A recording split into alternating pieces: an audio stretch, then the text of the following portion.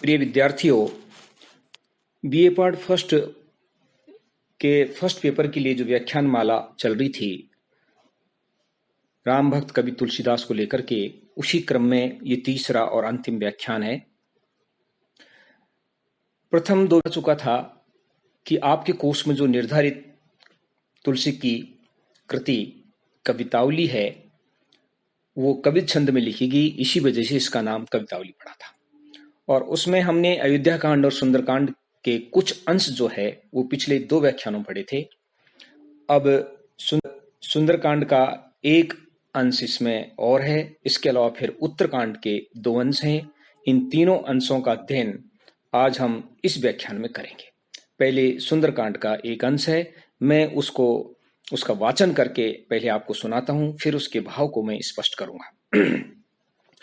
पावक पौनो पानी भानु हिमवानु जमु काल लोकपाल मेरे डर डामाडोल हैं साहिब महेश सदा संगीत रमेश मोई महातप साहस बीरंची लीने मोल हैं तुलसी तिलोक आज दूजों ने बिराजी राज बाजे बाजे राजन के बेटा बेटी ओल हैं ई को है ईस नाम को जो बाम हो तो मऊ से को मालवान रावरे के बावरे से बोल हैं।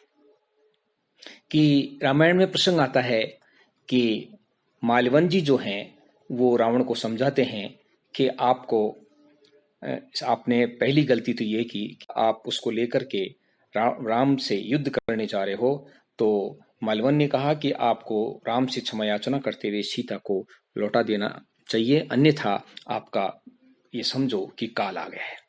लेकिन क्योंकि रावण दम्भी था, अभिमानी था, घमंडी था, इसलिए उसने उसकी सलाह को नहीं माना और उल्टा वो अपने बल का बखान इस पद में कर रहा है, जिसका भाव यह है। रावण कहते हैं कि पावक यानी अग्नि, पवन यानी हवा, पानी, भानु सूर्य, हिमवानु चंद्रमा और जम यमराज और काल और सारे लोकपाल सब मेरे डर से डामाडोल हैं। यानी ये सब चीजें जो हैं, समय है और चंद्रमा है, सूर्य है, पानी है, अग्नि है, ये सब मेरे डर से हिलते हैं, डोलते हैं और भयभीत रहते हैं। साहिब महेश और भगवान शंकर सदा वो मेरे स्वामी हैं। सदा संगीत रमेश मोई और जो भगवान वो भी मेरे से संगीत रहते हैं। महातप साहस बिरंची लीने मोल हैं और मैंने महान तप करके बिरंची ब्रह्मा से इस तरह का वर प्राप्त किया है और ये भी मेरा कुछ नहीं कर सकते। तुलसी तिलोक आज दूजों ने बिराजे राज, मेरे जैसा राजा आज त्रिलोक में दूसरा कोई नहीं है। बाजे बाजे राजन के बेटा बेटी और मेरे डर से अच्छे अच्छे राजाओं के जो पुत्र पुत्रियां हैं वो छिपते हैं। को है ईस नाम को जो बाम होत मोहि से, कि इस तरह का कौन है, कौन सा देवता है जो मेरे से बाम हो जाए, मेरे के विपरीत हो जाए।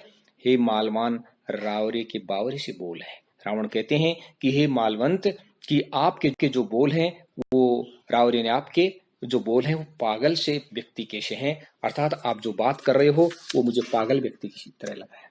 यहाँ तुलसी ने बहुत बड़े मनोविज्ञान की बात कही है कि अभिमानी जो व्यक्ति होता है उसको यदि कोई सलाह देता है, उसको कोई सही रास्ता बताता है, वो दूसरे को पागल समझता है, बेवकूफ समझता है।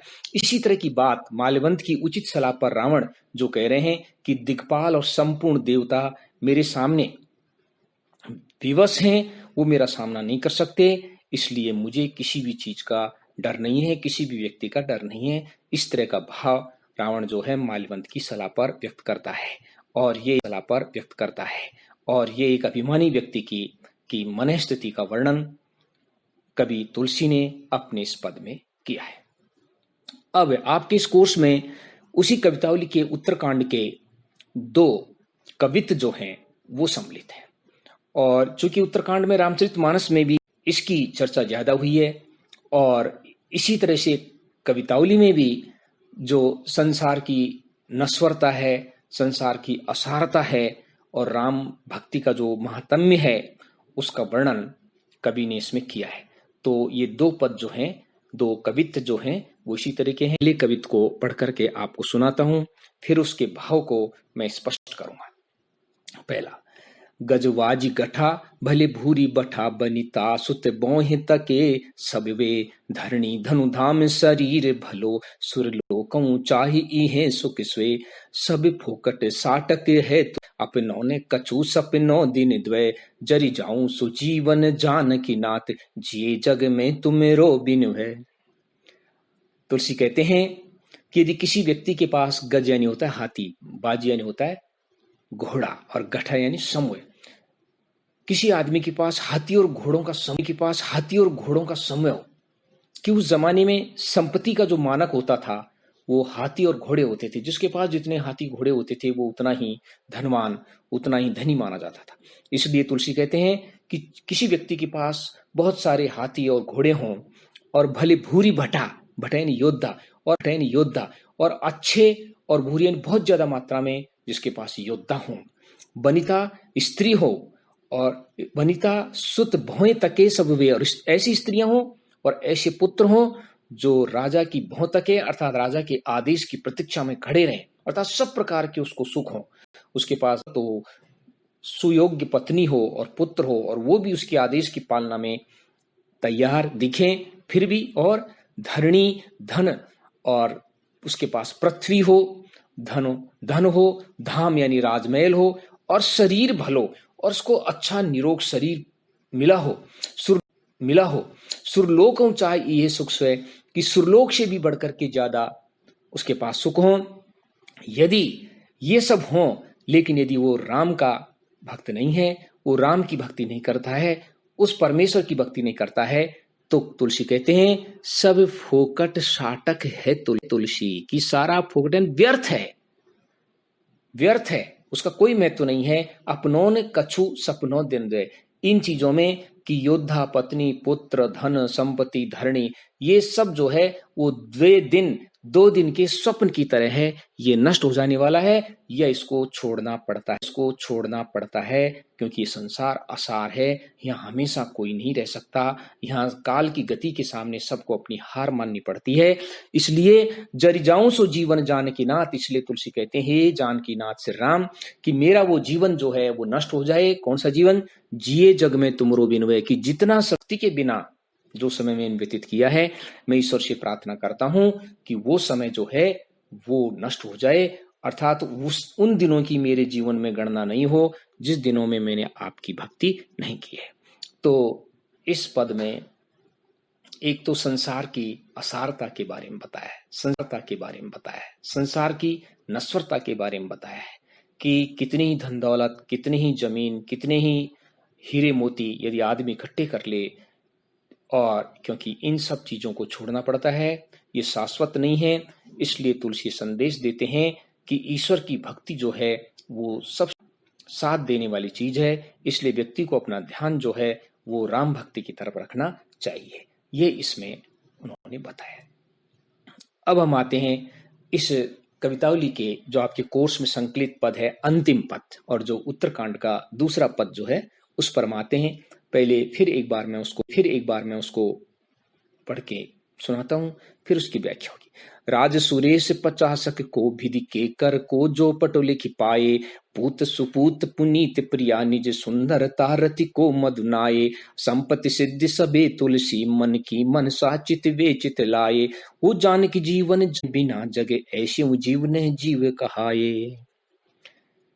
तुलसी कहते हैं कि राज सुरेश 50 को, कि 50 इंद्रों के बराबर राज्य जो है वो विधि के कर से, ब्रह्मा के कर से कोई लिखा करके लाया हो, कि इंद्र के बराबर राज लिखा करके लाया हो, और पूत सुपुत्र गुणवान पुत्र उसको मिला हो, पुनीत प्रिया पवित्र प्रिया अच्छे आचरण वाली पत्नी उसको मिली हो, और निसुंदरता रति को मदनाए, कि ऐसी पत्नी मिली हो कि उसकी सुंदरता के सामने कामदेव की स्त्री रति का भी मद जो है वो उतर जाए।